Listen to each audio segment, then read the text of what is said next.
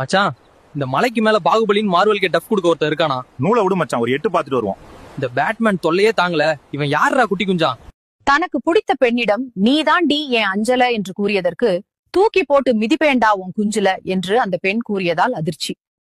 மணி என்ற வாலிபர் ஊருக்குள் கிழவிய கூட விடாமல் காதல் தொல்லை செய்ததால் மணிக்கு ஊர் பஞ்சாயத்தில் கருத்தடை செய்து விடலாம் என தீர்ப்பு கூறியுள்ளனர். எத்தனை ட்ரிப் பிளான் செய்தாலும் எதுக்குமே வராமல் தொடர்ந்து டிமிக்கி கொடுத்த நபருக்கு நண்பர்கள் பழுக்க காய்ச்சிய கம்பியால் சுருக்கென்று குண்டியில் சூடு போட்டதால் பரபரப்பு தான்.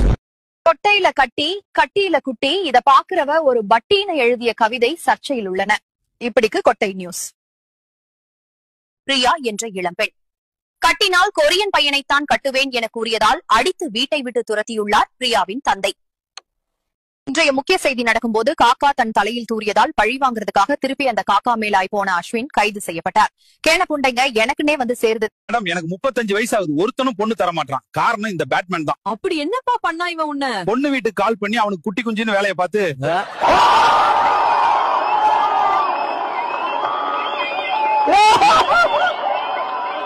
ஒரு வழியா தமிழ்நாடு வந்துட்டேன். டீசல் அடிச்சுட்டு டிஃபன் சாப்பிடணும். மக்களே, பாட்டிக்கு வயசாயிடுச்சுல்ல, முன்னாடி மாதிரி வீட்டு வேலை ஒன்னும் செய்ய முடியல. அதான் இந்த ஸ்பைடர்மேன் வேலைக்கு சேர்த்திருக்கேன். டேய் தம்பி, இந்த குடம் தண்ணிய தூக்கி உள்ள வை.